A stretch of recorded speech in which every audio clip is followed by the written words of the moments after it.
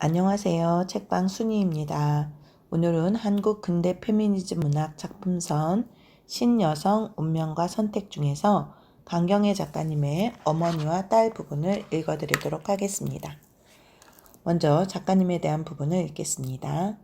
작가님은 1906년 4월 20일 출생, 1943년 4월 26일 사망한 걸로 되어 있습니다. 황해도 송화군 출신으로 1911년 부친을 일찍 열고 모친이 재혼하면서 그를 따라 황해도 장현으로 이주하여 그곳에서 성장했다. 편모스라의 가난 등의 요인으로 유년기의 기록은 별로 남아있지 않다. 평양 숭의여학교에 입학했다가 1922년 동맹휴학에 가담했다는 이유로 이듬해 퇴학 처분을 받았다. 그 후 경성의 동덕여학교 4학년에 편입하여 1년여간 수학하였다. 1924년 단편소설 파금으로 문단에 데뷔했지만 여성 작가에 대한 편견 속에서 외면을 당했다. 같은 해 가을에 고향으로 돌아가 무산계급을 위한 야학교사로 일하며 학생과 농민들을 가르쳤다. 1927년에는 신간회 여성조직 근우회에 참여하였고 1929년에는 근우회 황해도 장현군 지회의 간부로 활동했다. 1929년 말부터 1931년 초까지 약 2년간 조선일보에 독자투고 형식으로 4편의 글을 게재하였고 1931년부터 이듬해 1932년 10월까지 잡지 해성 제1선의 장편소설 어머니와 딸을 발표하였다. 그리고 같은 해 장하엘과 결혼하여 만주로 이주, 1936년에는 안수길, 박영준 등과 함께 잡지 북향의 동인을 결성하지만 건강 문제로 깊이 개입하진 않았다. 1934년 동아일보에 연재한 장편소설 인간 문제로 작가적 명성을 얻었다. 1939년 조선일보 간도지국장을 역임했으나 과로와 지병 등이 악화되어 1942년 남편과 함께 귀국, 고향 장현에서 요양했으나 1943년에 사망했다. 어머니와 딸 강경애 해성 1931년 8월부터 1932년 4월 연재 제1선에 1932년 7월부터 10월까지 연재한 글입니다. 1. 번민 부엌 뒷대문을 활짝 열고 나오는 오기의 얼굴은 푸석푸석하니 부었다. 그는 사면으로 기웃기웃하여 후미를 찾아들고 울바자 뒤로 돌아가며 기적거린 후 박, 호박, 강냉이 씨를 씹는다. 그리고 가볍게 밟는다. 눈동이 따끈따끈하자 콧잔등에 땀이 방울방울 맺힌다. 누구인지 옆구리를 톡톡 친다. 휘끈 돌아보니 복수리가 꼬리를 치며 그에게로 달려든다. 까만 눈을 껌뻑이면서. 옥은 호미를 던지고 복수리 왔니? 복술의 잔등을 쓰다듬었다. 그리고 멍하니 뒷산을 올려다보았다. 그의 눈과 마주띄는 이끼 돋은 바위 틈에는 파래진 이름 모를 풀포기가 따뜻한 볕과 맑은 바람결에 흔들리고 있다. 그 옆으로 돌아가며 봄맞이 아이들의 손에 다 꺾인 나뭇가지에는 노란 꽃, 빨간 꽃이 송이송이 피었다. 나비 한 마리가 펄펄 날아든다. 그는 가볍게 한숨을 쉬며 높았다 낮아지는 나비를 따라 시선을 다름질 쳤다. 눈 깜빡이 사이에 나비는 벌써 산비탈을 넘어 까뭇거린다. 그의 눈은 스스로 감겨지며 볼 위로 눈물 흔적이 보인다. 무엇 하셔요? 살인문 밖에서 건너집 애기 어머니가 자루 같은 젖을 흔들며 발발 기어 달아나는 애기를 잡아 안고 일어선다. 옥은 빙긋 웃으며 호박 시심으로 나왔어요. 그는 손톱 사이에 낀 흙을 파내고 보니 애기 어머니는 어디로 가버렸다. 그는 방문턱 위에 비스듬히 걸터앉아 두 다리를 내려다볼 때 적현 산 너머로 작은 새소리가 그의 가슴을 한두 번 두드리고 잠잠해진다. 순간에 떠오른 것은 어쩌녁에 받은 남편의 편지다. 그는 한숨을 길게 쉬며 그가 그렇다니 인고를 쓰고서야 차마 그렇게 하는 수야 있나. 어머님의 말씀이 오죽이나 잘 알으시고 하신 말씀이랴. 믿지 마라. 남자를 믿지 말아라. 몇 번인지 되뇌이고 난 그는 눈물이 그득해졌다. 어머니, 나는 이 일을 어찌해야 좋아요? 향하여 정면 위에 걸린 약간 미소를 띤 남편의 사진을 쳐다보았다. 언제나 틈만 있으면 이렇게 하는 것이었다. 따라서 일어나는 그의 과거, 시어머니 생전에 자기와 남편이 천진스럽게 놀던 꼴, 그리고 시어머님이 임종식까지도 봉준이를 잘 길러라, 둘이서 싸우지 말고 잘 살아야 한다, 오가. 어린 옥은 고난 잠에 들기 전까지는 입속으로 외우건만은 사정없이 잡아뗀 남편의 지독한 편지, 이것이 자기의 정성이 부족함일까 혹은 남편이 철없는 탓일까를 탓하기 전에 먼저 돌아가신 시어머니에게 대하여는 죄스러웠다. 어쨌든 싸움이었던 것이다. 그의 시어머니는 옥에게 무슨 말이든지 부탁할 때에는 두 손을 꼭 잡고 들여다보며 오가, 너는 내 딸이지? 내 말 잘 듣지? 이렇게 묻고 나서야 뒷말을 계속 하시는 것이었다. 옥은 펄썩 주저앉는다. 방바닥은 따뜻한 맛이 있다. 뒤를 이어 보름달같이 선연히 떠오르는 시어머니의 그 눈, 코, 입모습, 부지런하기로 될 데 없는 그의 손발, 어느 것 하나 빼놓지 않고 꼬리에 꼬리를 물고 나타나는 것이다. 책상 앞으로 다가앉아 그는 책을 펼쳐 들었다 놓았다. 연필을 쥐고 무엇을 쓰다가 박박 뜯어 두 손으로 꼬깃꼬깃하여 뒷문 밖으로 내쳤다. 말쑥하니 치워놓은 책상 위를 다시 드러내어 먼지를 떤다. 이렇게 뒤질 때 남편이 어려서 읽던 뚜껑 없는 책 몇 권이 나왔다. 책장 떨어진 것, 연필로 죽죽 내려 그은 것, 먹점이 뚝뚝 박힌 것들이다. 따라 남편의 두둑한 손이 보였다. 언제나 흑장난하는 탓으로 손거스러미는 항상 일고 있었다. 어린 남편은 학교서 돌아오면 문턱에서 책보를 방 안으로 내팽개치고 선길로 나가는 것이었다. 옥은 뒤로 따라서며 어디가? 그는 힐끔 뒤돌아보고 두말 없이 나가고 혹간 저기 하고는 도망질 치는 것이었다. 옥은 저녁을 퍼놓고 기다리다 못해 살인문까지 나와서 머리를 배움하고 가고 오는 사람들을 몰래 살펴보았다. 아득아득할 때 남편은 살인문으로 뛰어들자 오마이 냅다 치고는 팍 꼬꾸라지는 것이었다. 가뜩이나 요리조리 궁리하던 옥은 이 소리에 가슴이 찌르르 울리며 시어머님이 죽게 보고 싶었다. 자기네들을 남기고 먼저 간 시어머님이 원망스러웠다. 그러나 꾹 참고 남편을 껴안고 방으로 들어가며 왜 그래? 남편은 한층 더 느껴 울며 옥의 무릎 위에 탁 실린다. 누가 때려? 장손이가 여기를 때리지. 볼을 가리켰다. 옥은 밭을 들여다보고 어루만지며 정 나쁜 놈들 울지 말라오. 후일 내보면 대신 때려주고 욕해줄게. 어서 밥 먹자오. 응?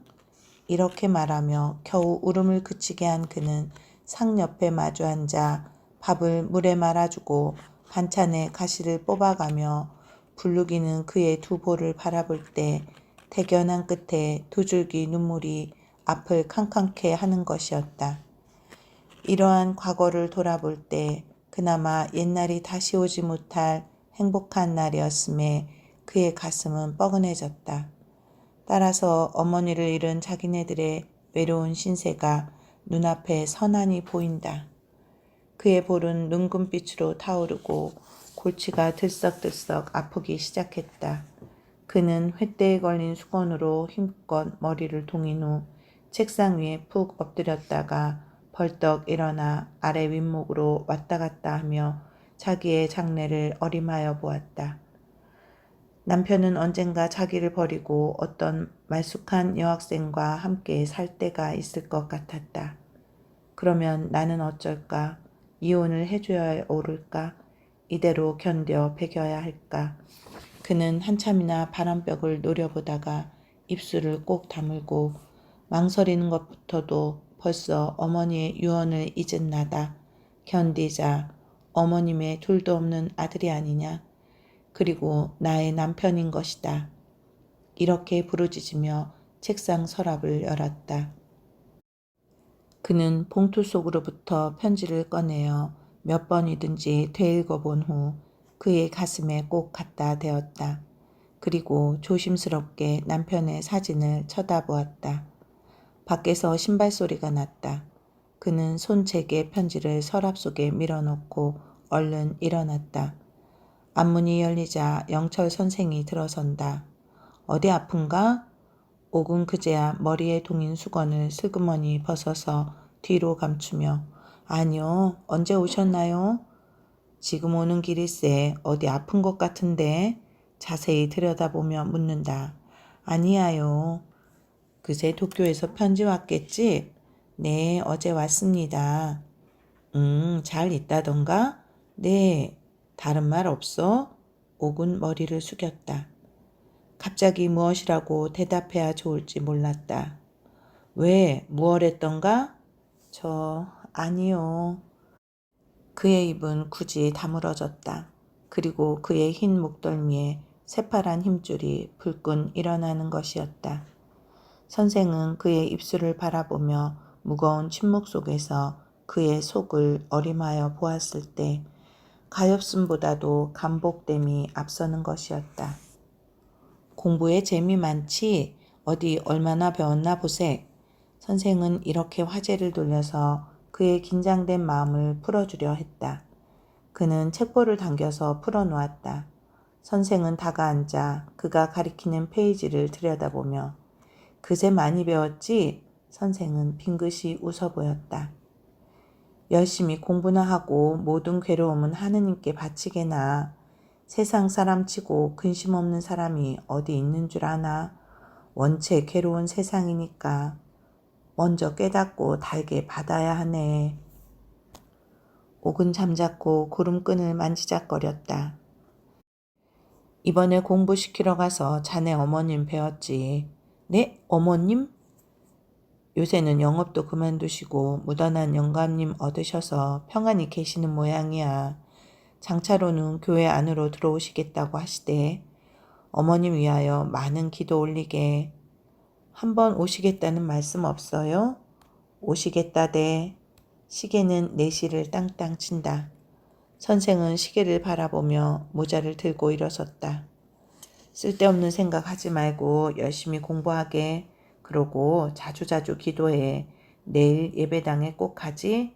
하고 옥을 똑바로 쳐다보았다. 옥은 발뿌리를 굽어보며 네. 선생은 되돌려 내려서며 저편구석에 석유 초롱이 반만큼 눈에 띄었다. 무엇 떨어진 것 없나? 아니요. 선생은 햇빛을 안고 집 모퉁이로 돌아갔다. 옥은 앞이 허전해지며 머리를 갈래갈래 풀어헤친 어머님의 환영이 떠오르는 것이었다. 어릴 때부터 지금까지 그의 친정어머니에 대한 인상이란 남자들의 무릎과 무릎 사이로 옮아다니며 갖은 아양은 다 피우다가도 그들의 발길에 툭툭 채어 질질 울고 다니는 꼴이었다. 그러나 오늘의 생각난 어머니, 그의 과거를 짐작해 볼 때 한 번도 보지 못한 자기 아버지란 사나이가 어딘지 모르게 그리우면서도 안타깝게 미워졌다.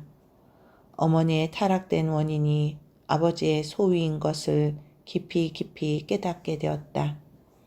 그는 살인문 안으로 들어서자 맨 땅에 펄썩 주저앉으며 어머니, 당신도 깨끗한 처녀였겠지요. 아버지를 만나기 전에는. 얼마나 쓰림을 당하시다 못해서 곱고 고운 어머니의 그 깨끗한 마음이 흐리어졌습니까? 이제야 비로소 어머님의 쓰라렸던 가슴을 알겠습니다.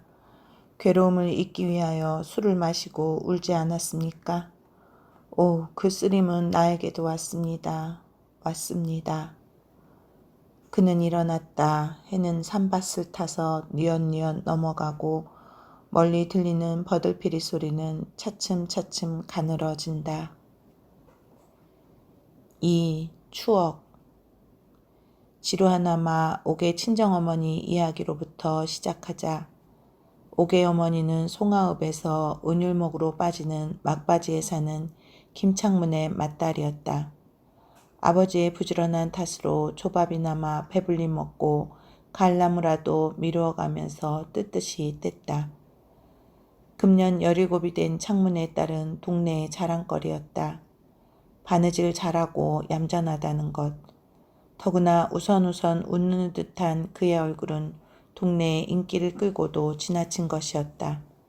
그러므로 누구나 그를 대할 때에는 예쁜이 이렇게 불러서 그의 이름은 예쁜이로 되어버리고 말았다. 아침만 되면 그의 부모들은 4살 된 세인이를 맡기고 들러 나간다. 예쁜이 일은 집에 남아서 물기러 밥 짓기, 진흙투성이 된 옷 빨고 바느질하기였다. 그의 동무들은 김매기를 뽑혀 다녔건만 그는 텃밭을 매는 외에 벌김이라고는 메어보지 못하였다. 그만큼 그의 부모들이 그를 아끼었던 것이다. 어느 날 저녁 그는 세인이를 데리고 물을 길러 갔다. 앞으로 뿔뿔 달아나는 세인이를 보고 아가 세인아 하고 불렀다. 세인은 말똥말똥 누이를 쳐다보며 달아난다. 놀며 가자우 넘어져 응? 몇 걸음 천천히 걷던 세인은 금시로 다름질 쳤다. 예쁜이는 따라가서 붙잡고 흘겨보며 넘어진대도. 세인은 몸을 빼치려고 어깨를 흔들며 고기 나 조그만 손을 쏙 내밀었다. 무엇? 손길을 통하여 바라다 보니 샛노란 망망꽃이 풀포기에 숨어 반만큼 배움하고 있다. 꺾어주랴? 응. 그는 가만가만히 풀숲을 헤치고 꺾어다 주었다. 세인의 얼굴은 한층 더 둥그레 보였다.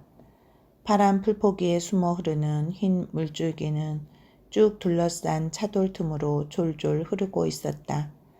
예쁜이는 그의 그림자를 물속에 던지며 바가지를 들이밀었다. 뽕 소리가 나자 눈달치들이 하나씩 나타나기 시작한다. 동이에 물을 채우고 나서 예쁜이는 한 모금 마신 후 돌아보며 물 안 먹어? 바가지를 들어베었다. 세인은 그에게로 다가서며 감구한다. 휘끈 돌아보다가 번개같이 웬 사람의 시선을 마주쳤다. 그는 머리를 푹 숙이고 얼른 동이를 이었다. 어서 가. 겨우 한마디를 입속으로 중얼거리고 세인의 손을 잡아 끌었다. 저편 사내로부터 아기 싱아줄까? 세인이는 예쁜이에게로 칵 달려들며 망망꽃을 공중에 내던지고 울멍울멍하였다. 옥이 두 귀 밑은 빨개지며 세인의 손을 획 잡아 뿌리치고 잦은 걸음으로 달아났다. 세인은 으아 소리를 치고 두 발을 동동 굴렀다. 이 꼴을 본 사내는 이편으로 달려와서 그의 손에 싱아를 들려주었다. 애기 울지 마라. 세인이는 싱아를 집어내치고 예쁜이를 따라 허방지방 따라오다가 팍 고꾸라졌다. 사내는 뒤로 와서 그를 부둥켜 안고 예쁜 낸집 살인문까지 왔다. 아가 잘 들어가라. 또 넘어지지 말고 응? 세인이는 눈물을 좌우로 씻으며 봉당 대문 사이로 갸웃이 내다보고는 쑥 들어가 버렸다. 사내는 돌아서서 머리를 푹 숙이고 천천히 걸음을 옮기었다. 부엌에 숨었던 예쁜이는 세인이를 꽉 쓸어안고 문 사이로 사내의 뒷맵시를 보았다. 커다란 사내가 산비탈을 넘어서자 힐끗 돌아보는 것이었다. 그 후로는 세인이는 밖에만 갔다 오면 싱앗단이나 과자 봉지를 들고 달려 들어오며 이거 봐 사탕이야 씨 너 안 줘 하고 빙빙 돌아가며 과자 봉지를 들었다 놓았다 하였다. 예쁜이는 눈을 둥그렇게 뜨고 웬 거냐? 누가 사주디? 세인이는 밖을 흘끔흘끔 돌아다 보며 감구가 사줘. 예쁜이는 문 밖을 바라보며 어디 숨어서 엿보지 않는가 하는 생각이 들 때 전신이 오싹해지며 눈앞에 전날 본 사내의 그 눈매가 무섭게 떠오르는 것이었다. 그는 가는 소리로 세인아 얻어먹으면 거렁뱅이가 되어서 못 쓴다. 후대매 또 사주거든 우리 집엔 사탕 많아요 하고 받지 말아라. 응? 그러면 내가 아버지더러 하얀 돈 많이 달라고 해서 사탕 이만큼 사주마. 응? 그는 손을 벌려 베었다. 세인이는 들은 채도 안 하고 사탕만 들여다보는 것이었다.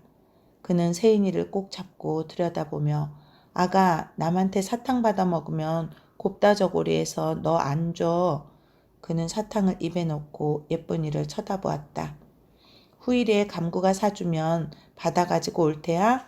후일에는 안 그렇게 하지? 응? 대답해.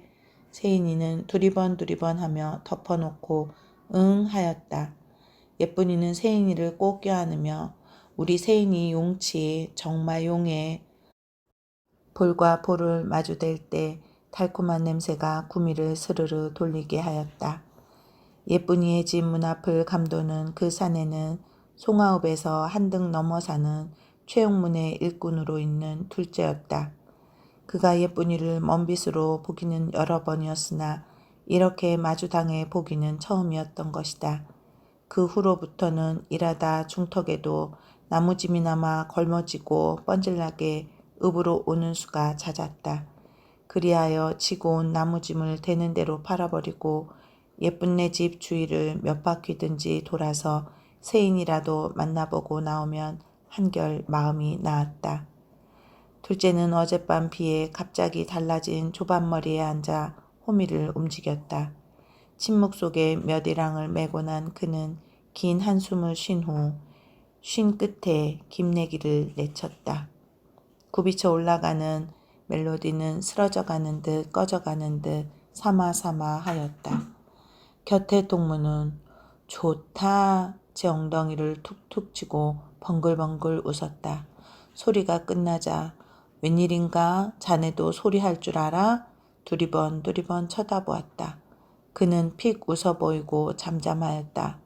한마디 또 하게 반머리에서는 왁자지껄하였다. 어서 들어들 가세. 이 편을 향하여 한 사람이 고함친다. 곁에 동무는 일어섰다. 가세. 먼저 가게나. 동무는 꾸역꾸역 그들의 뒤를 따랐다. 둘째는 매던 일항을 마치고 나서 반머리로 나왔다. 이밭 저밭에서 꾸역꾸역 사람들이 밀려 나왔다. 그는 사람들의 짓거리는 소리가 귀찮아서 맨 꽁무니에 떨어져서 산비탈 지름길에 들어섰다. 딱 막아선 다방 솔포기 옆에 붙어 앉아 그는 담배를 피워 물었다. 그리고 정신없이 읍등새만 바라보고 있었다. 뒤에서는 잦은 발소리가 차츰차츰 가까워졌다. 그는 무심코 힐끗 돌아보니 새하얀 손수건으로 귀밑까지 푹 눌러쓴 색시가 노란 바구니를 옆에 끼고 이 편을 향하여 오다가 인기척 있음을 알고 피하여 가만 가면 저편으로 가는 것이었다. 둘째의 눈은 차차로 둥그레지며 멀어가는 색시의 뒷맵시를 살피는 순간 예쁜이다.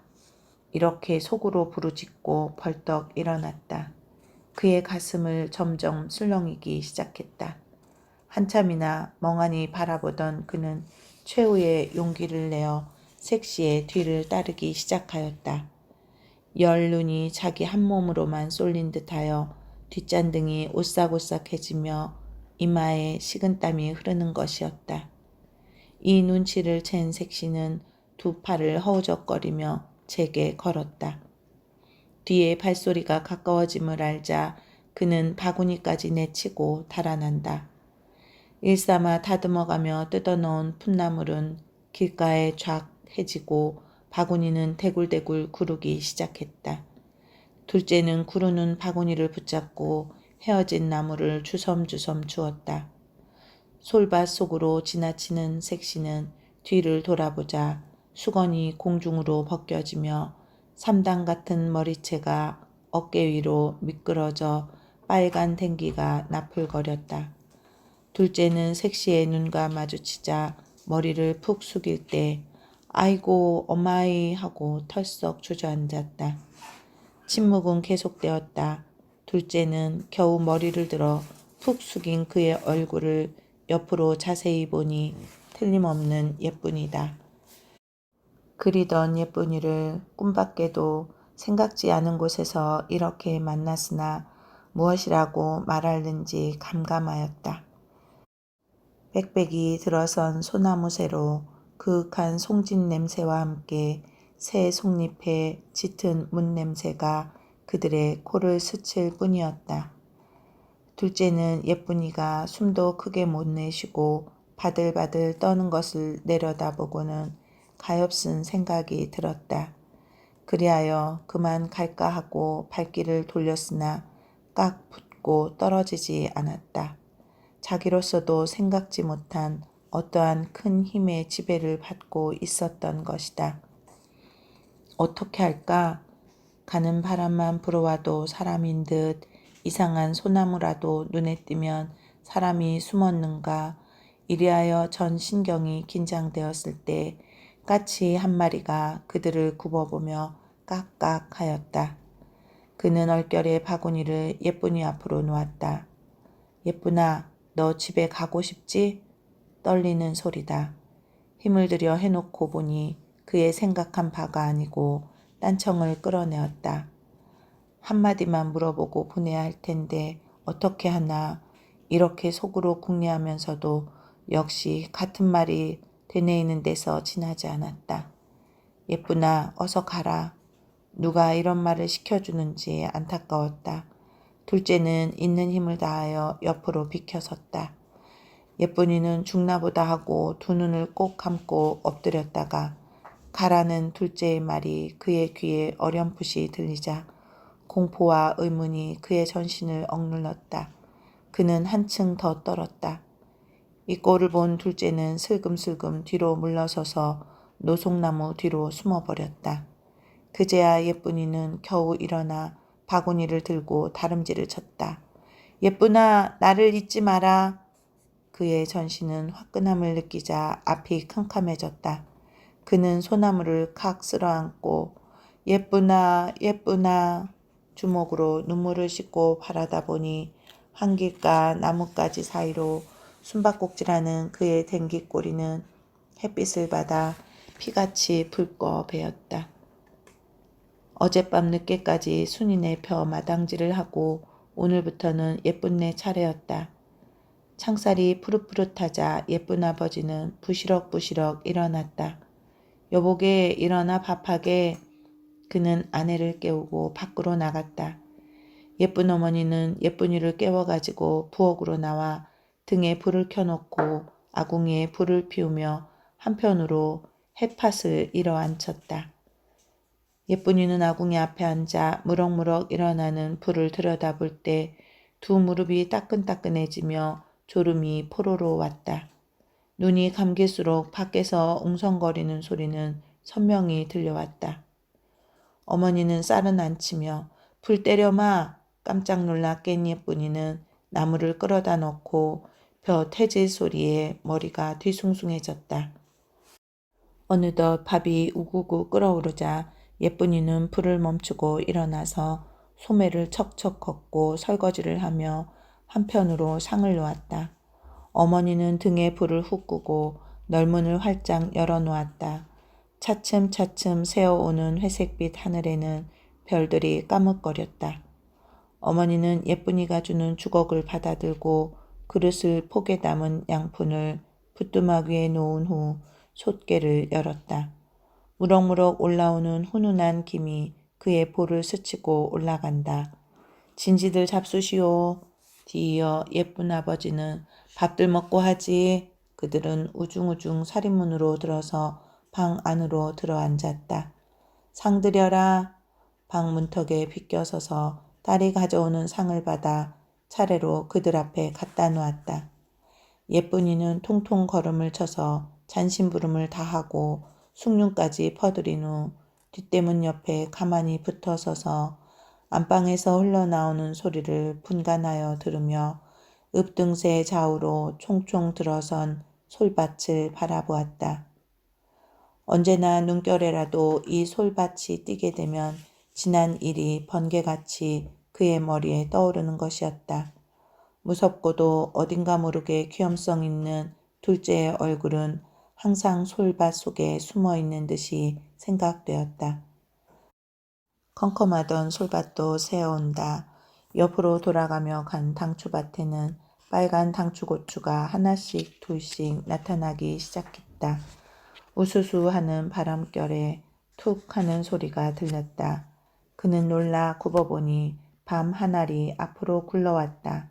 깜빡 잊었음을 느끼고 그는 치마 앞을 벌리고 울바자 밑에 서 있는 밤나무 아래로 달려갔다. 주먹 같은 밤알이 여기저기 흩어져 보암직스러웠다. 밤알을 다 줍고 난 그는 치마 앞을 연해 들여다보며 밤나무를 쳐다보았다. 예쁜이는 가을철이 들자 눈만 뜨면 밤나무 아래로 달려가서 살펴보다가 밤아람이 지기 시작하면서부터 옹골차고 그중 큰 알로 따로 골라서 어머니도 세인이도 모르게 뚜란독 속에 깊이 깊이 간직해 두었다가 늦가을에 어머님께 부탁하여 팔아오게 하였다. 그리하여 가지고 싶던 것을 사서 가지곤 했다. 그는 가만가만히 허청간으로 달려가서 방석을 열고 독 속부터 커다란 시승 배아지를 꺼내자 치마 앞에 밤을 골라 옮겨놓고 보니 배아지 전과 비슷하였다. 그는 쫑깃 웃고 배아지를 독 속에 넣은 후 허튼 지프로 덮고 부엌으로 왔다. 방 안에서는 담뱃대 터는 소리가 나자 웃음소리가 왁 쓸어 나왔다. 뒤미쳐 상 받아라. 그들은 밖으로 밀려나갔다. 예쁜이는 짐짓 섰다가 어머니가 주는 상을 받아 부엌으로 날랐다. 어머니는 세인에게 젖을 빨리며 밥을 먹었다. 세인은 예쁜이에게로 손을 내밀려 나 밤. 예쁜은 부엌으로 나가서 밤 담은 종다래끼를 갖고 세인의 앞에 놓았다. 그는 종다래끼를 잔뜩 껴안고 갸웃갸웃 들여다보며 어머니의 떠넣어주는 밥을 먹었다. 세인의 보기 좋게 볼록이는 두 볼에는 오목오목 우물이 잡혔다. 밖에서는 벼알 떨어지는 소리가 요란스럽게 났다. 저녁 때가 되어 말 되는 소리가 들렸다. 예쁜이는 밥을 잡혀놓고 밥상을 보아놓은 후 살인문 뒤에 붙어 서서 조리는 가슴으로 엿보았다. 아버지는 그 커다란 눈을 둥그렇게 뜨고 말수를 세고 있었다.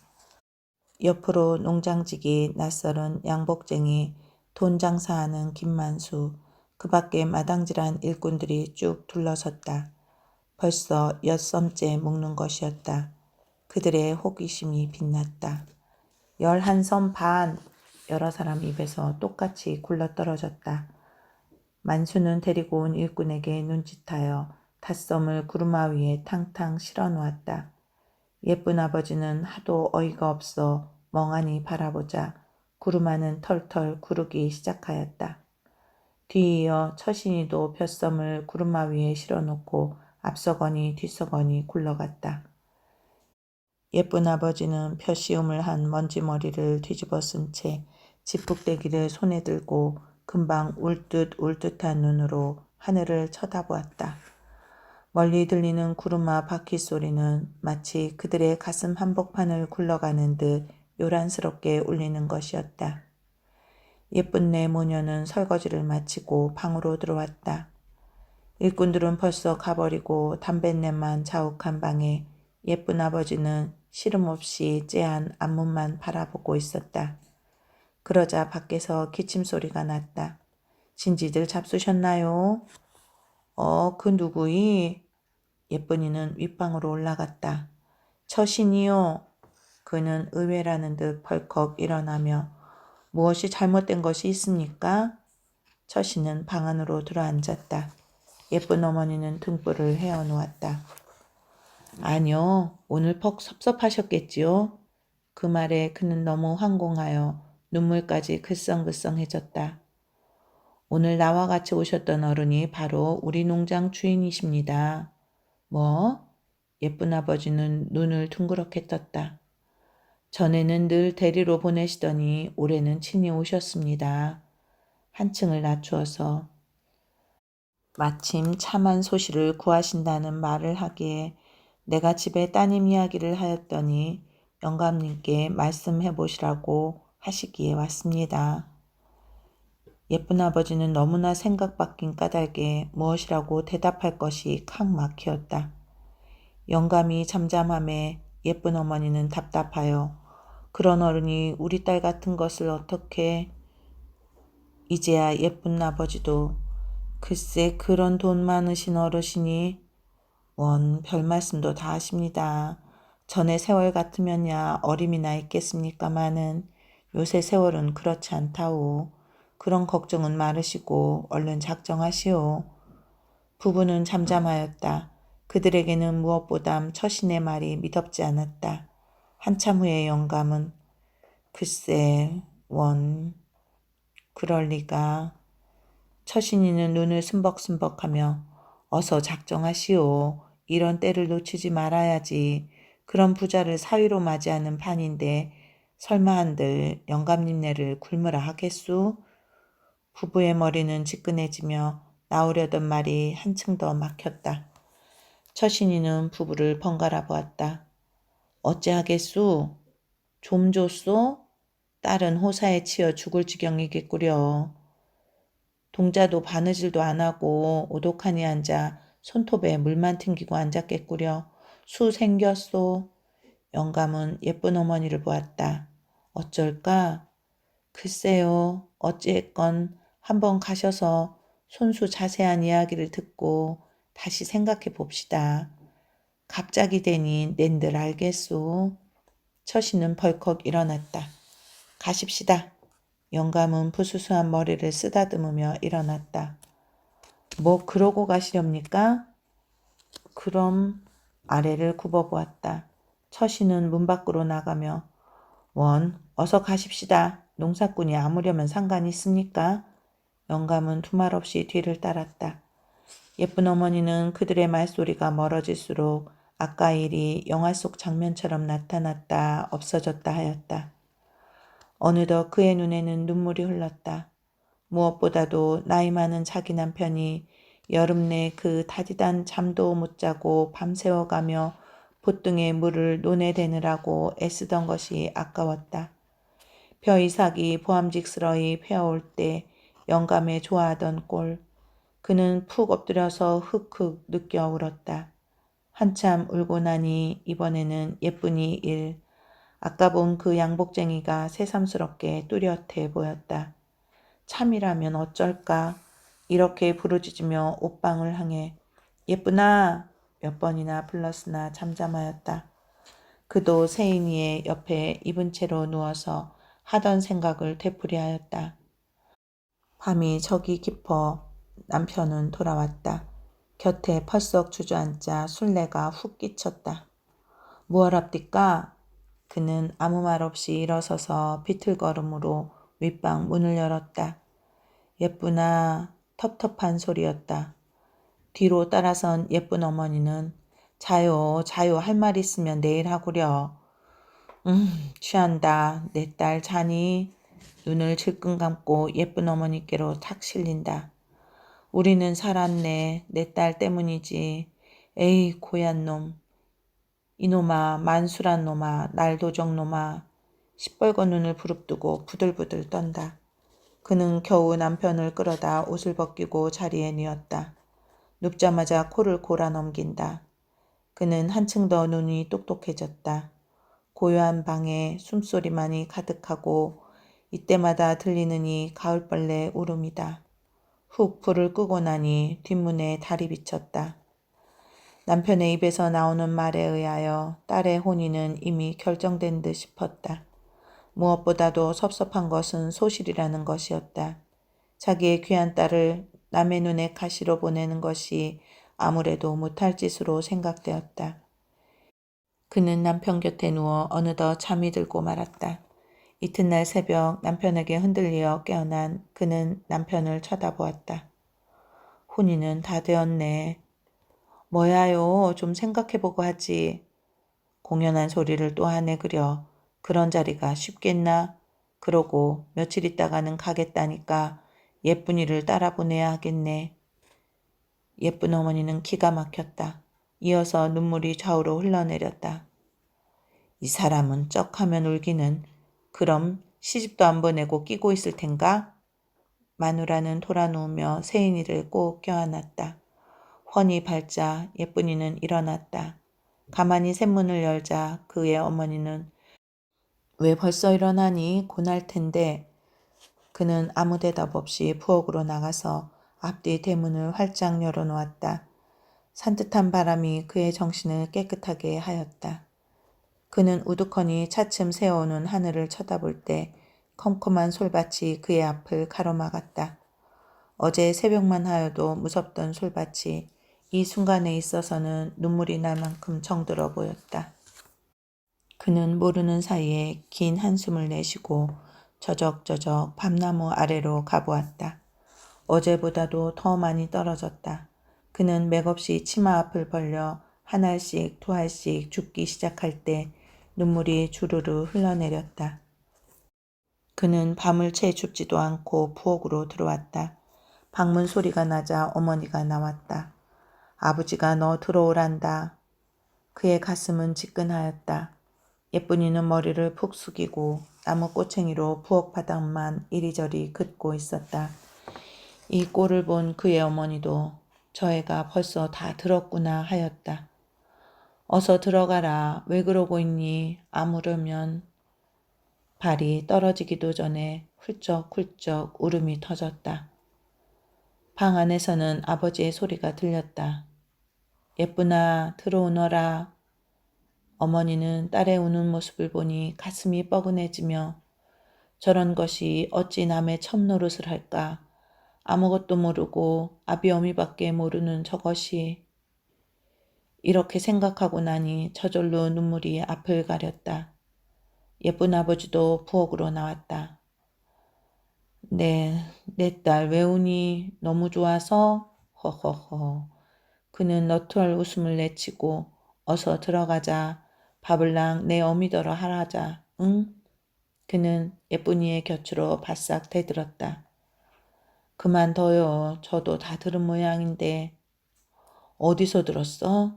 아내를 쳐다보았다. 그는 영감을 밀치며 그만둬요. 새벽부터 말 안 하기로 써니 틈이 없을까. 그는 하는 수 없이 중얼중얼하며 방으로 들어간다. 아, 울지 말라고. 누구나 한 번씩은 겪는 일인데 뭘. 내가 14살에 너의 아버지한테 왔잖니. 예쁜이는 가만히 일어서서 뒤 안으로 나갔다. 그리하여 밤나무 옆에 착 가리어 앉아 치마폭으로 얼굴을 푹 가리고 흑흑 느껴 울었다. 조반을 펴놓은 예쁜 어머니는 뒤 안으로 나와서 밤나무 옆으로 왔다. 들어가서 밥 먹자. 야, 말 들어. 속 태우지 말고. 예쁜이의 손을 잡아 끌었다. 그는 하는 수 없이 방으로 들어갔다. 내 딸 왜 그래? 공연이 그러누나. 이제 서울 가면 좋은 구경하고 좀 좋으냐? 예쁜 어머니는 그만둬요. 자꾸만 우는 애를 가지고 여러 말 하시오. 괜히 밥도 못 먹겠으리. 어머니가 들려주는 숟갈을 들고 밥을 퍼먹으려니 기가 꽉 찼다. 며칠만 있으면 아버지의 말대로 가야 하니 그러면 다시는 어머니의 아버지 세인이도 못 보겠지. 이런 생각에 슬그머니 숟갈을 놓고 윗방으로 올라갔다. 그의 어머니도 따라 밥술을 놓고 말았다. 세인이가 기지개를 켜며 벌떡 일어났는다. 오마이! 영감은 세인이를 껴안았다. 아가 밥 먹자. 세인은 도리를 치고 어머니께로 가서 젖가슴을 헤치고 팠다. 아버지는 셋문을 열고 밥 먹어라. 울기는 왜? 어서 내려와. 세인은 토닥토닥 아버지 곁으로 와서 갸웃하고 보았다. 오마이 누나 울어. 이렇게 울지. 조그만 손으로 눈을 부비치며 어머니 앉은 곳으로 달려온다. 그는 본체만 체하고 한숨만 후후 쉬었다. 조반상을 물리자 이춘식이와 처신이가 들어선다. 영감은 황망히 일어나며 이리 오시오. 집이 누추해서 아랫목을 가리키고 방안을 휘휘 둘러보며 윗목으로 앉았다. 춘식은 들어서자마자 어떤 토굴 속에 들어온 듯 하였다. 한참 후에야 방안이 어림해 보였다. 도배하지 않은 바람벽이며 불구죽죽한 장롱짝, 엉성그려 물은 갈자리, 어느 것 하나 원시시대를 상상케 아니할 것이 없었다. 더구나 먼지내가 코를 찌르는 것 같았다. 그는 수건을 내어 코를 가리고 있었다. 영감은 셋문을 열고 보니 딸이 없었다. 그는 부엌으로 나갔다. 이 애 어디 갔노? 세인이를 업고 왔다 갔다 하는 아내를 쳐다보았다. 글쎄요, 이제 곧 나갔는데. 영감은 얼굴을 찡그리며 어서 데려오게. 그는 새침하게 밖으로 나갔다. 영감은 방으로 들어오며 촌년이 돼서 몹시 부끄러워합니다. 얼마 후에 발소리가 들렸다. 영감은 밖으로 나갔다. 왜 혼자 오노? 어디 있습니까? 에이, 춘식은 부부의 이야기를 듣자 처신이를 찔러가지고 일어났다. 영감은 돌아보자 얼굴이 벌개지며 어째서 가시렵니까? 곧 올 터인데요. 그들은 웃으며 보나 다름 있겠습니까? 내일 가겠습니다. 옷은 다 맡겼습니다. 그들은 가고 말았다. 이튿날 아침 8잠 차로 예쁜이는 그리운 고향을 등지고 떠나게 되었다. 가을이 깊었다. 창문의 딸 예쁜이는 부자 이춘식의 호강첩으로 팔려갔다는 소문이 읍촌간에 자자하게 퍼졌다. 둘째는 처음에는 고지 듣지 아니하였다. 보다도 자기 귀를 의심하였다. 그러나 새록새록이 들어오는 소문은 그로 하여금 괴로우나마 믿지 않고는 견디지 못하게 하였다. 가슴을 졸이며 알아본 결과는 움직일 수 없는 사실이었다. 그의 다만 하나인 과부의 외아들 같은 희망은 빼앗기고 말았던 것이다. 지금 그의 짤막한 과거를 돌아본다면 그나마 희망에 넘친 행복한 날이었다. 처음이자 마지막으로 만나본 그 순간에 다만 한 번만이라도 시원한 말을 나누고 떠났다면 차라리 나을 것 같이 생각되었다. 그는 모든 것을 잊어보려 하였다. 자기로서도 알지 못할 쓰림과 질투의 불길이 날이 갈수록 무섭게 타올랐던 것이다. 그는 자기의 생사를 헤아리지 않을 만큼 되었다. 그리하여 그의 얼굴은 파리해 가고 가뜩이나 무거운 입이 철문같이 굳게 닫혀버렸다. 그는 밤마다 발길 가는 대로 맡겨두며 번번이 읍등새의 솔밭을 찾게 되는 것이었다.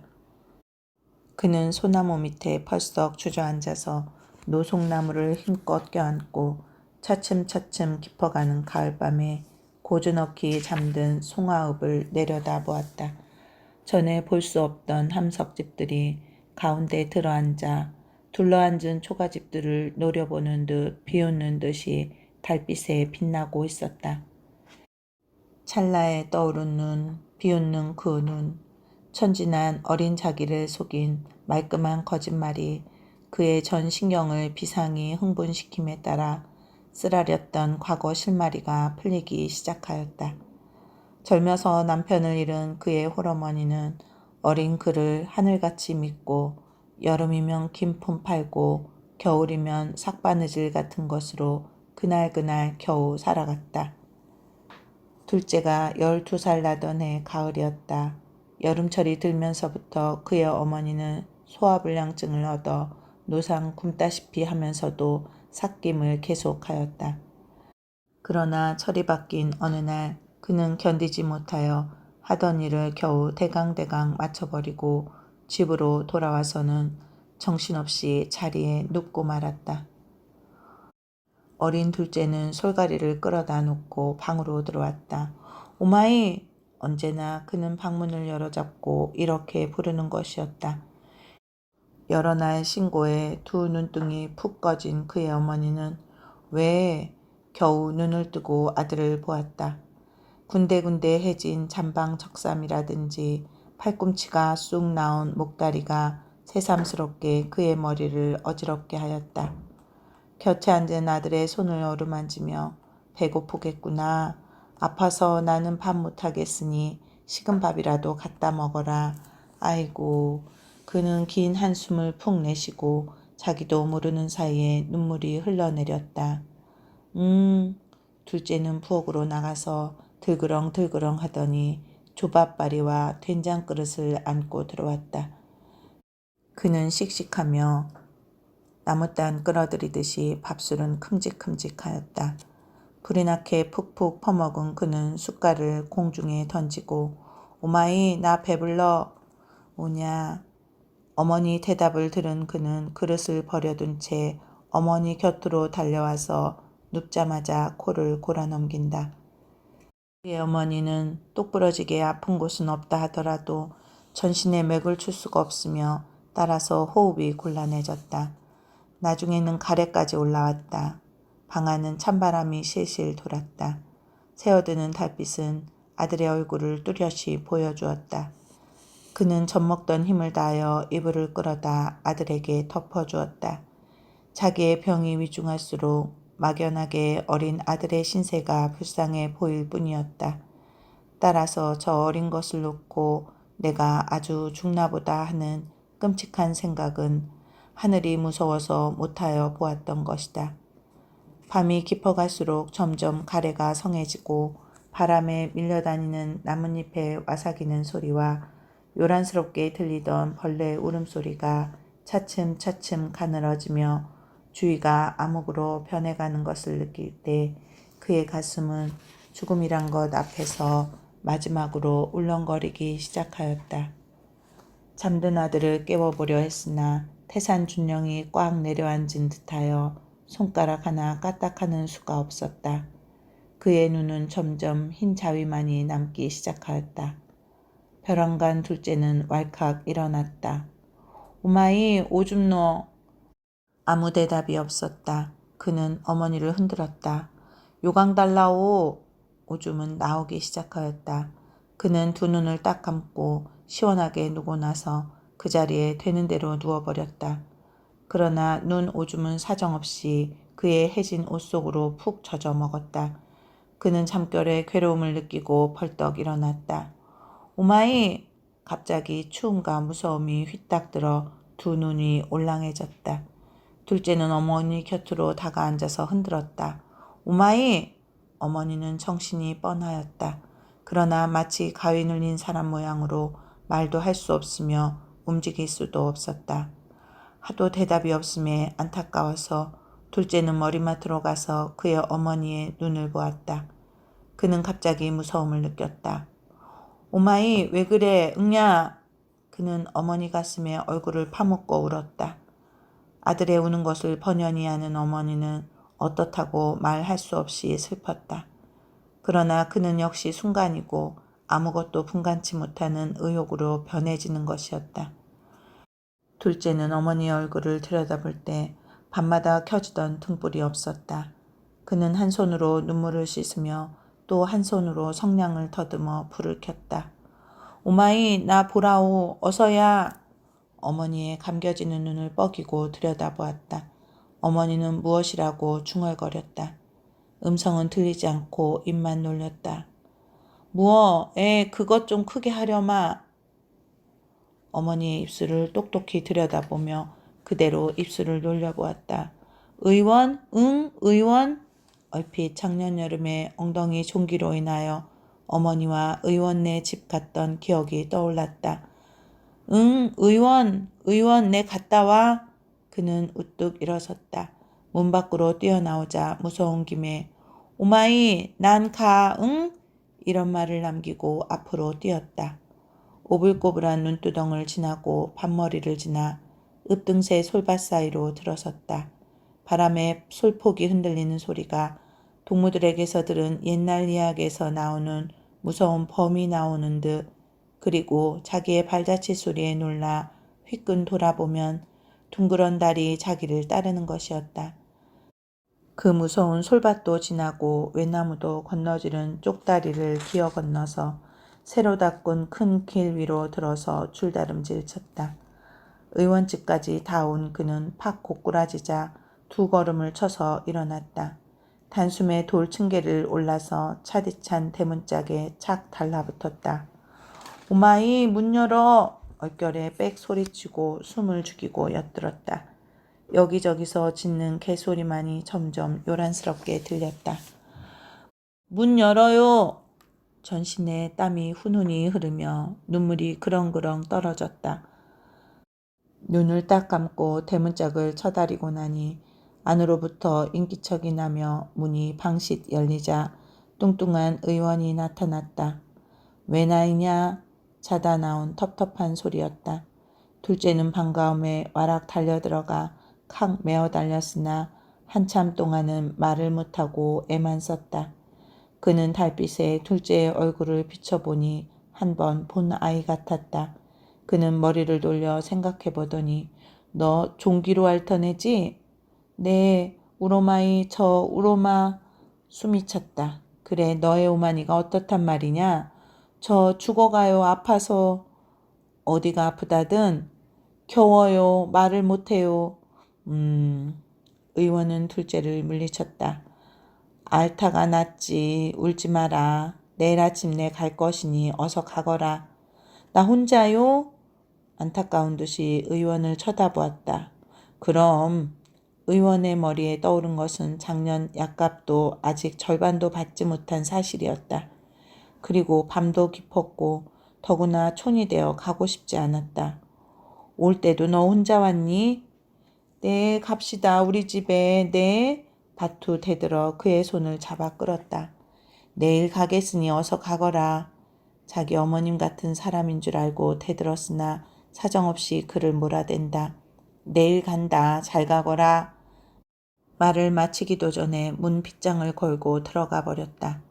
둘째는 멍하니 섰다가 문 사이로 들어가는 의원의 뒷덜미를 바라보았다. 정말 오겠수? 아무 대답 없이 안대문까지 쾅 닫혀버렸다. 둘째는 대문 밖에 우두커니 서서 누가 또 나올까 하고 기다리다 못해 두 주먹을 부르르 쥐고 앞으로 뛰었다. 나무도 산도 얼씬얼씬 움직였다. 집까지 달려온 둘째는 방문을 벼락같이 열고 오마이! 뛰어들어 어머니 가슴팍에 엎어졌다. 문바람에 등불마저 꺼져버렸다. 둘째는 어머니 얼굴 위에다 얼굴을 마주대고 의원이 안 오지 내일 오겠대 응? 뜨거운 눈물이 차디찬 송장 위에 한 방울 두 방울 떨어지기 시작하였다. 때마침 곁집 닭은 회를 치고 꽃기요 하고 울었다. 여기까지 생각한 둘째는 깊이 가라앉았던 분까지 왈카닥 치몰려 하늘을 뚫을 듯 하였다. 그는 두 주먹을 다져쥐고 벌떡 일어났다. 예쁜이는 예쁘장한 계집애를 낳게 되었다. 두 눈이 분명하고 얼굴 판장은 어머니 비슷하면서도 어머니보다 생김이 뚜렷하였다. 우리의 여주인공이 될 옥이었다. 외롭던 끝에 계집애 망정 생기고 보니 몇 달 동안 갖은 수고와 입으로 담지 못할 악형 당한 것도 꿈속으로 사라지고 더할 나위 없이 위안이 되었다. 그리하여 아무것도 모르는 그 어린 것에다가 혼자서 중얼중얼 주고받고 하는 것이었다. 주옥이 어머니가 혹간 지나가다 귓결에 들으면 벼락같이 문이 열렸다. 그 잘난 계집애만 가지고 빈둥빈둥 놀 테야? 평생 말할 때에도 달싹도 못하는 판에 긁어닥치는 듯한 큰 소리에 금방 무슨 변이라도 나는 듯 싶었다. 그리하여 머리를 푹 숙이고 가슴은 울렁거리기 시작하였다. 반편하니 저런 반편이 어디 있다가 내 속을 요다지도 태워주니 야 이 못난 년아 하고 달려들어 어린애를 빼앗아 가지고 안방으로 획 들어가 버렸다. 어린애는 발악을 하고 운다. 뒤이어 어떻게나 하는지 죽는 소리가 난다. 울음 마디마디가 예쁜이의 뼈끝마다 새어드는 듯 가슴이 찢어지는 듯 하였다.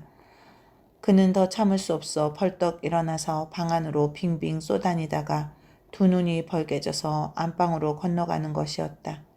눈치를 챈 주옥 어머니는 앞질러 딱 막아서서 노려보았다. 잘못했습니다. 네, 애기 주시오. 참말이야요. 그의 눈은 애처롭게 타올랐다. 주옥 어머니는 일종의 통쾌감을 느끼며 무엇을 그래 잘못했단 말이냐? 그는 무엇이라 대답할 것이 난처하여 마지막에는 울음으로 대하였다. 아씨, 저 입 보슈. 둘러선 행랑어멈 친모는 눈짓을 하여 입을 막고 웃었다. 이렇게 하여 그들의 잔인한 흥미도 다해지면 사정없이 어린애를 내쳐주었다. 그는 어린애를 안고 비실비실 자기 방으로 건너가서 맞은 자리를 어루맞으며 볼과 볼을 남몰래 마주대었다. 어린애는 눈을 맞추자 방싯방싯 웃었다. 어슬막에 대문 소리가 요란하게 났다. 뒤이어 흐트러진 신발 소리가 들리자 날이 오신다 하는 소리가 거푸 들렸다. 예쁜이는 아기를 멀찍이 눕히고 밀장문 사이로 바라다 보았다. 얼굴이 취하여 비칠비칠 들어오는 남편의 탁 트인 얼굴, 안방에서 마주 나오는 다닥다닥 붙은 주옥 어머니, 첫눈에 벌써 외모만은 기운짝이었다. 주옥 어머니는 생글생글 눈웃음 치며 아빠 오신다 주옥아. 주옥이는 쪼르르 나와서 아버지에게 안겼다. 부부는 앞서거니 뒤서거니 하여 방으로 들어가자 밀장문이 스르르 쾅쾅 닫히고 만다. 멍하니 바라보던 예쁜이는 어쩐지 허전함을 느꼈다. 역시 순간이었다. 그는 어린애를 꼭 끼어안고 전등불 아래 빛나는 조그만 눈을 말없이 언제까지나 들여다보았다. 방으로 들어간 주옥 어머니는 남편의 기분이 좋을 때를 이용하여 예쁜이의 말을 꺼내리라 하고 눈치만 슬슬 보며 갖은 아양을 다 떨고 있었다. 저녁상이 들어온다. 난 먹었어. 춘식은 벌렁 누웠다. 어멈은 도로 부엌으로 나갔다. 주옥이는 아버지 팔에서 잠들었는지 색색하는 숨소리가 들렸다. 어떻게 할래요? 저 반편은. 왜 또 갑자기. 정말 반편 부려 못 보겠소 여보. 마음대로 하지. 이 말에 쌩긋 웃었다. 내야 어찌 알겠소 당신 마누라를. 집으로 보내면 어떠우? 보내지 그럼. 순간에 그는 아찔하도록 좋았다. 애는 떼어서 전 유모 주죠. 벌써 예쁜이의 안타까워하는 꼴이 눈에 보였다. 글쎄, 노비는 얼마나 줄까? 한 10원 주게나. 춘식은 귀찮다는 듯이 가만히 팔을 빼고 모로 누웠다. 내일 보내겠소? 마음대로 해. 그는 주옥의 베개를 베어준 후 가만히 밖으로 나와서 한 바퀴 돌았다. 아침이 되자 주옥 어머니는 전에 없이 일찍 일어나서 안팎으로 나다니며 새살랑하였다. 문 밖까지 나와서 남편을 보낸 주옥 어머니는 상노를 데리고 건넌방으로 왔다. 그는 단박 달려들어 어린애를 잡아안고 일어섰다. 가라 내 집으로. 옛다 이것 가지고. 폭엔 1원짜리 지폐를 예쁜이의 앞으로 던졌다. 예쁜이는 가슴이 울리기 시작하였다. 이렇게 숱하게 큰 돈을 보기가 처음이나 가라는 째는 듯한 소리는 그의 귀를 아프도록 울렸던 것이다. 상노는 돈을 집어 그의 손에 들려주었다. 어서 갑시다. 얼결에 예쁜이는 따라 나섰다. 방문턱까지 나온 그는 앞이 허전하였다. 아가! 자기도 모르는 사이에 이렇게 부르짖고 돌아보았다. 주옥 어머니 품에 안긴 어린애는 그와 눈을 맞추고 방싯방싯 웃고 있었다. 남편 춘식이는 낮에는 어느 회사 사장으로 출근하고 밤이 되면 기생아씨들에게 둘러싸여 밤을 새우는 것이 거의 일과되다시피 하였다.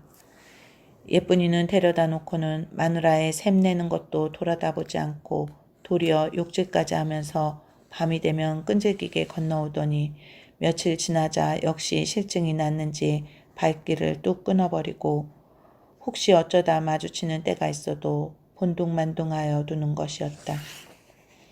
따라서 안방아씨는 나날이 기승스러워가는 것이었다.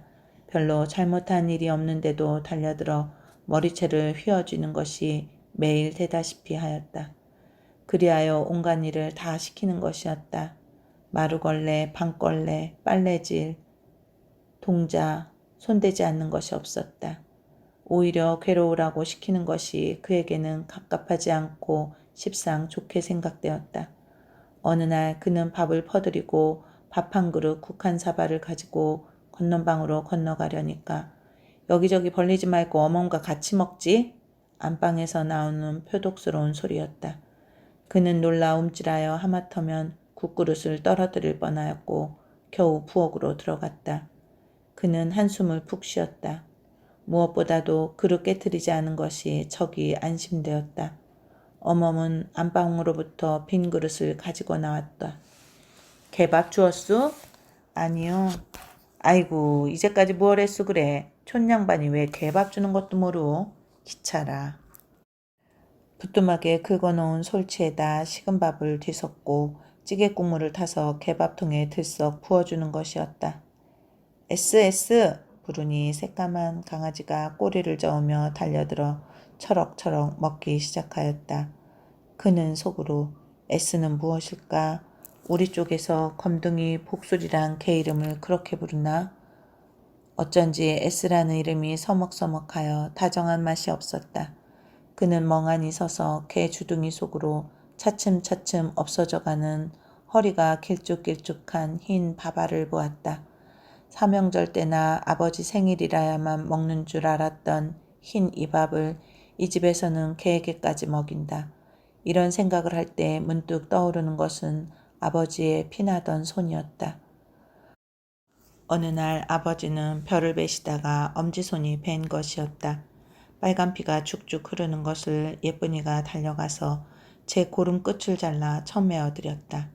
피는 점점 더 흘러 옷에 묻고 벼 이삭에까지 발려도 아버지는 탐스러운 벼 이삭에 끌려 아무것도 아픈 것도 모르시는 모양이었다. 6, 7월 된 햇빛 속에도 구슬땀을 흘리시며 만지고 또 만져서 키워놓은 쌀알. 비가 안 오면 안 온다고 걱정, 넘어오면 온다고 걱정, 한시 한초를 마음 놓지 못하고 키운 눈물, 땀, 피로서의 결정인 이 쌀알을 아버지는 만져도 못 보고 지주와 빚쟁이에게 홀랑 빼앗기고 마는 것이었다. 이리하여 다 늙으신 아버지는 장도 위도 성하지 못하시건만 파슬파슬한 호좁쌀밥을 잡수시며 잘 넘어가지 않는 탓으로 이따금 물 한 모금씩 마시던 것이 방금 보이는 듯했다. 어느 사이에 그는 눈물이 흘렀다. 그는 남몰래 눈물을 씻고 나서 다시 개밥을 보았다. 어김없는 아버지가 애써 지어놓은 쌀밥이었다. 만일 아버지가 저 쌀밥을 보시게 되면 얼마나 아끼실 쌀알이랴. 얼마나 대견할 쌀알이랴. 그러나 이 집에서는 아까운 것도 귀한 것도 모르는 모양이었다. 그는 이 집안 사람들을 자기와는 딴 나라 사람들과 같이 생각되었다. 그런 사람들과 한 솥에 밥을 먹고 한 집에서 살아간다는 것은 결국은 기막혀 죽을 것 같았다. 어멈은 말똥이 쳐다보다가 밥 먹고 개 먹는 것이 아깝소 그래? 그는 어멈을 돌아보며 밥상을 보자 가슴이 답답해지며 먹고 싶은 생각이 없고 도리어 끔찍해 보였다. 주옥이는 토닥토닥 나왔다. 나 물! 그는 주옥이를 볼 때마다 세인이가 그리워졌다. 따라서 귀여운 마음으로 주옥이를 보았다. 그는 떠놓은 물을 입에 대어주었다. 싫어! 안에서는 찬물 주어라. 그는 수돗물을 뽑아서 주옥의 입에다 대었다. 꿀꺽꿀꺽 마시고 나서 말똥말똥 쳐다보았다. 예쁜이는 빙긋이 웃었다. 벼랑간 찰싹하고 예쁜이의 따귀를 갈겼다. 반편 가야 내 집으로 가야 하고 침을 딱 뱉고 나서 방으로 들어가자 무엇이라고 종알종알 하는 소리가 들렸다. 따라 하하 웃는 소리가 들렸다. 어멈도 너무한다 어린 계집애가 이런 생각을 하며 숟갈을 놓고 일어났다. 사람 무얼해요 어린애한테 그런 모욕을 받고 귀옛말로 중얼거리는 것이었다. 예쁜이는 골치가 울썩하며 전신의 열이 머리로 치밀어 올리는 것 같았다. 그는 눈을 푹 내려감고 찬물을 벌떡벌떡 들이키고 있었다. 행랑 어멈은 발빠르게 안방으로 냉큼 들어갔다. 예쁜이는 어멈의 사라지는 뒷골을 바라보자 펄썩 주저앉았다. 못 가요. 난 못 가요. 처음으로 내는 요란스러운 목소리였다. 모두가 눈이 둥그레질 뿐이었다. 주옥 어머니는 오목한 눈이 한층 더 엄숙해졌다.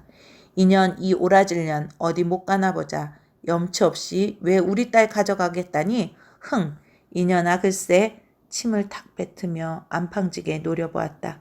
끌어내게! 집안이 쩌렁쩌렁 울렸다.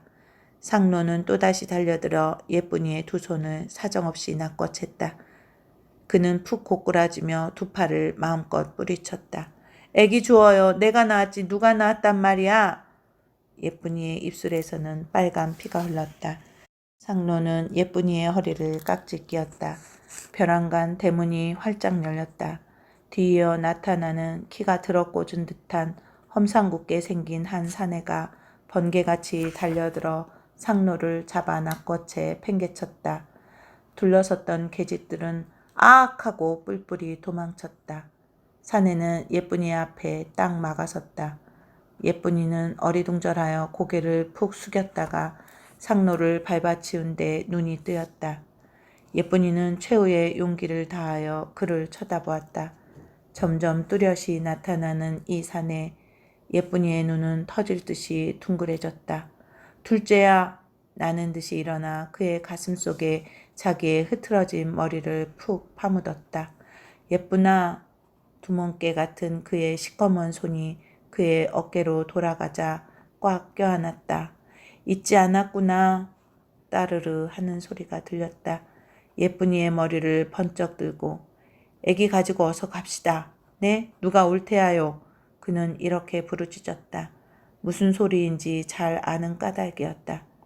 둘째는 단박 안방으로 뛰어들어 잡히는 대로 잡아 낚아챘다. 주옥 어머니는 어디로 숨은 꼴이었다. 어린애는 아악 하고 울었다. 둘째는 어린애를 껴안고 밖으로 나왔다. 예쁜이는 어린애를 받아 안고 죽어 넘어진 상노놈을 건너서 허방지방 나왔다. 어디 가냐? 벼락 같은 소리와 함께 우중우중 들어서는 경관들이 달려들어 항세와 족쇄로 둘째를 얽어놓았다. 예쁜이는 기절에 넘어지고 말았다. 며칠 후 예쁜이는 경관들에게 호위되어 남대문 정거장까지 나왔다. 눈 딱 붉어진 형사가 차표를 사서 예쁜이의 손에 들려주었다. 그는 차표를 내던지고 난 못해요. 둘째를 놔주어요. 아무 죄 없는 사람이야요. 내가 상노를 죽였어요. 인연이 죽였어요. 가만히 있어. 둘째도 곧 보낼 테야. 예쁜이는 순사에게 대어들었다. 참말이야요. 거짓말 말으세요. 나는 혼자는 안 가겠어요. 그는 팔싹 주저앉았다. 순사는 달려들어 일으켰다. 이 꼴을 본 모든 사람들은 예쁜이에게로 눈이 쏠렸다. 차는 미끄러져 들어왔다. 꿀이 묶어시듯한 사람의 물결은 흔들리기 시작하였다. 예쁜이는 차 안으로 끌려왔다. 차는 움직였다. 순간에 예쁜이의 정신은 펄쩍 들었다. 그는 아기를 마룻바닥에 내팽개치고 미친 듯이 창 앞으로 달려갔다. 둘째야, 둘째! 소리를 치고 뛰어내리려 하였다. 사람들은 그를 꼭 붙잡았다. 예쁜이가 내려온 그의 폼에 창문 내 생명줄은 떼이고 말았다. 몇 식구의 살아갈 길은 하루아침에 가볍게 떨어지는 말 한마디로 캄캄하게 되었다. 창문이는 딸이 내려온 곳, 더구나 준 이태 동안에 갖은 고생당한 이야기를 듣고 치밀어 오르는 분을 억제하기가 힘들었으나 그러나 밥줄이 무서워서 꼼짝 못하고 꿀떡꿀떡 삼키고 있었던 것이다. 양과 같이 순하던 그는 며칠 밤새운 끝에 맹호 같은 기세로 일어나지 않을 수가 없었다. 그의 눈앞에는 아들, 딸, 늙은 마누라도 보이지 않고 다만 원수인 이춘식이만이 딱 막아섰다. 그리하여 그는 어떤 날 새벽에 아내를 가만히 흔들어 깨웠다. 어디 잠깐 다녀오겠네. 어디를 가셔요? 예쁜이 어머니는 섬뜩함을 느꼈다. 남편의 성질을 잘 알기 때문이었다. 어디요? 말씀하고 가시오. 그는 아내를 꾹 찔렀다. 애들 깨겠구만. 세인의 옆으로 가서 얼굴을 맞대보고 예쁜이를 어루만지며 한참이나 우두커니 앉았다가 벌떡 일어났다. 혹시 이번 갔다 며칠 걸릴지 모르니까 세인이 울리지 말고 예쁜이에게도 잘 위로하여 주게. 여기까지 말한 그는 앞이 캄캄함을 느꼈다. 그러나 꾹 참고 어둠 속으로 다름질 쳤다. 신발 소리가 멀어질수록 어머니의 가슴은 터질 듯 하였다. 남편이 다시 돌아오지 못할 것만 같았다. 다음 날부터 세 식구는 날마다 아버지를 기다리나 날이 가고 철이 바뀌어도 점점 막연하였다. 세인이는 눈만 뜨면 아버지를 부른다. 오마이, 오늘은 아버지 과자 사가지고, 응? 하도 여러 번 거짓말을 하고 나니 입이 썼다. 그러나 세인의 안타까워하는 꼴을 보고는 번번이 그래. 어머니는 한숨을 푹 쉬었다. 나중에는 세인이도 고지 듣지 않고 덮어놓고 어머니 손목을 잡아 끌고 나섰다. 아버지한테 가자. 아버지한테. 어머니는 모든 것을 단념하고 다음날 세인의 손목을 잡고 나섰다. 야, 난 가야겠다. 예쁜이는 부엌으로부터 나왔다. 어디? 견디겠니? 얘 때문에. 모녀의 눈에는 약조나 한 듯이 일겁에 눈물이 핑 돌았다. 오마이, 나도 가. 따라 나선다. 너까지 그러지 마라. 하도 졸으니 바람이나 쐬이려고 촌으로 슬슬 돌아다니다가 올 테다. 어서 어린 것 데리고 집이나 잘 보아라. 등에 업힌 애를 들여다본다. 엄마, 엄마. 다녀오마가 이렇게 어르고 나서 영감이 떠난 길로 정처 없이 나섰다. 예쁜이는 한운 수 없이 신장로까지 따라 나섰다. 그럼 이내 와. 오마에 안 오면 나도 곧 갈 테야. 머리를 푹 숙이고 울었다. 오냐. 차마 뒤를 돌아보지 못하였다. 무밑둥 같은 딸 하나를 남겨놓고 다시 오게 될지 말지 한 길을 떠나는 어머니의 가슴은 무엇이라 형용할 수 없었다. 어머니와 세인은 산 모롱이를 돌아갔다. 그는 펄썩 주저앉아 어린애를 집어 동댕이 쳤다. 이년의 계집애 내 아비 때문에 우리 어머니 동생은 떠나누나 죽어라. 어린애는 아악 하고 어머니에게로 달려들었다. 한참 성풀이를 하고 나니 도리어 후회가 났다. 어린 것이 무슨 죄가 있나. 내 팔자 사나워 그렇지. 이렇게 위로받고 집으로 돌아왔다.